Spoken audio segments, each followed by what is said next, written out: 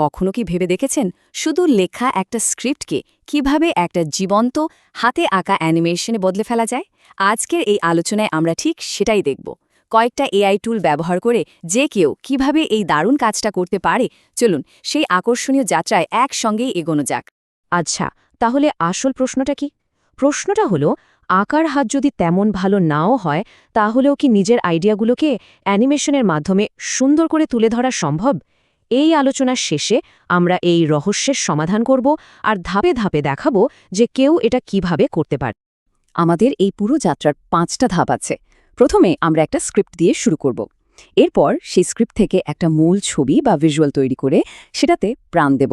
তারপর আমরা ভয়েস যোগ করে সবকিছুকে এক জায়গায় আনব এবং সবশেষে এআই এর জাদুতে তৈরি হওয়া ফাইনাল রেজাল্টটা দেখব।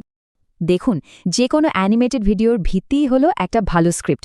ঠিক যেমন একটা বাড়ির ভিত্তি ছাড়া বাড়িটা দাঁড়াতে পারে না, আমাদের পুরো প্রক্রিয়াটা শুরু হবে একটা ভালোভাবে তৈরি করা স্ক্রিপ্ট দিয়ে, যা আমাদের অ্যানিমেশনের আত্মা বলা যেতে পারে।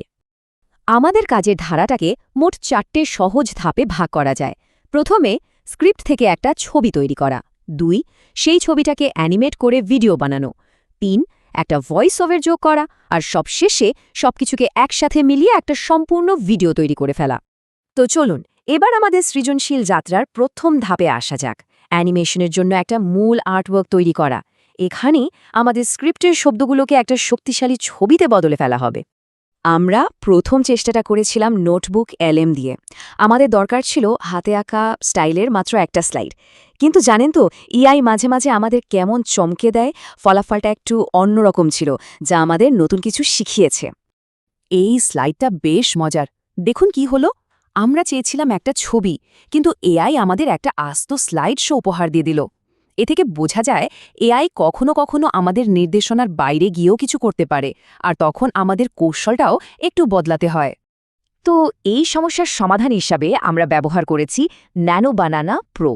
এটা এমন একটা টুল যা আমাদের স্ক্রিপ্টের মূল ধারণাগুলোকে একটা মাত্র শক্তিশালী ছবিতে রূপান্তরিত করতে দারুণভাবে সাহায্য করেছে। ন্যানো বানানা কিন্তু গুগল জেমিনির মধ্যেই ইন্টিগ্রেটেড। শুধু ক্রিয়েট ইমেজেস অপশনে ক্লিক করতে হবে আর প্রম্পট হিসেবে বলতে হবে স্ক্রিপ্টের মূল বিষয়গুলো নিয়ে একটা হ্যান্ড-রন স্টাইলের ছবি তৈরি করে দিতে। তবে একটা কথা মনে রাখতে হবে, এর ফ্রি ভার্সনে কিন্তু মাত্র 2টো ছবি তৈরি করা যায়। আচ্ছা, ছবি তো তৈরি হলো। এবার আমাদের ওই স্থির ছবিটাকে একটা জীবন্ত অ্যানিমেশনে বদলে ফেলার পালা। এখানেই কিন্তু আসল মজাটা শুরু হয়, যখন আমাদের গল্পটা পর্দায় চলতে শুরু করে। এই হাতে আঁকার অ্যানিমেশন এফেক্টটা তৈরি করার জন্য আমরা বেছে নিয়েছি speedpaint.com। এটা এমন একটা টুল যা এই পুরো প্রক্রিয়াটাকে অবিশ্বাস্যভাবে সহজ করে দেয়। স্পিড পেইন্টে অ্যানিমেশন প্রক্রিয়াটা কিন্তু খুবই সহজ। প্রথমে ন্যানো বানানা প্রো থেকে পাওয়া ছবিটা আপলোড করতে হবে, তারপর কতক্ষণ ধরে আঁকা হবে সেই সময়টা আর হাতে স্টাইল বেছে নিতে হবে। এরপর শুধু অ্যানিমেট বাটনে একটা ক্লিক, বাকিটা ওই টুলটাই করে দেবে। আর ফলাফল একটা সম্পূর্ণ কিন্তু শব্দহীন অ্যানিমেটেড ভিডিও, যা আমাদের গল্পের পরের ধাপের জন্য একদম তৈরি। আমাদের এই উদাহরণের ক্ষেত্রে আমরা 1 মিনিট 32 সেকেন্ডের একটা ভিডিও পেয়েছিলাম, যা আমাদের ভয়েস ওভারের জন্য একটা নিখুঁত ক্যানভাস। বেশ, এবার আমরা আমাদের যাত্রার একদম চূড়ান্ত পর্যায়ে চলে এসেছি। এই ধাপে আমরা যেভাবে পড়া তৈরি করার সব উপাদানকে একসাথে মিলিয়ে একটা সম্পূর্ণ আর জীবন্ত গল্প তৈরি করব। অডিও ট্র্যাক তৈরির জন্য মূলত 2টো রাস্তা আছে। একটা হলো নিজের কণ্ঠে বর্ণনা করা, এতে গল্পে একটা ব্যক্তিগত ছোঁয়া আসছে। আর যদি সেটা সম্ভব না হয় বা সময় বাঁচাতে চান, তাহলে 11 ল্যাবসের মতো এআই টুল ব্যবহার করে একটা পেশাদার ভয়েস ওভারও তৈরি করে নেওয়া যায়। আমাদের স্ক্রিপ্ট, অডিও আর অ্যানিমেটেড ভিডিও এই সব কিছুকে একসাথে জোড়া লাগানোর জন্য আমরা পিকটোরি ব্যবহার করেছি। এটি একটি এআই ভিডিও এডিটর যা এই পুরো অ্যাসেম্বলি প্রক্রিয়াটাকে অনেক সহজ করে দেয়। পিকটোরিতে কাজগুলো খুবই সাধারণ। প্রথমে স্ক্রিপ্টটা পেস্ট করে ভিডিও আর ছবিটা আপলোড করতে হবে। এরপর সিনগুলোকে লিঙ্ক করে দিতে হবে, যাতে একটার পর একটা চলে। আর সবশেষে অডিও ফাইলটা আপলোড করে পুরো ভিডিওতে প্রয়োগ করে দিলেই হবে। ব্যাস, ভিডিও রেডি। আর এই হলো আমাদের চূড়ান্ত ফলাফল, একটা মাত্র ছবি থেকে শুরু করে একটা সম্পূর্ণ অ্যানিমেটেড গল্প, যা পুরোপুরি এআই এর শক্তিতে তৈরি।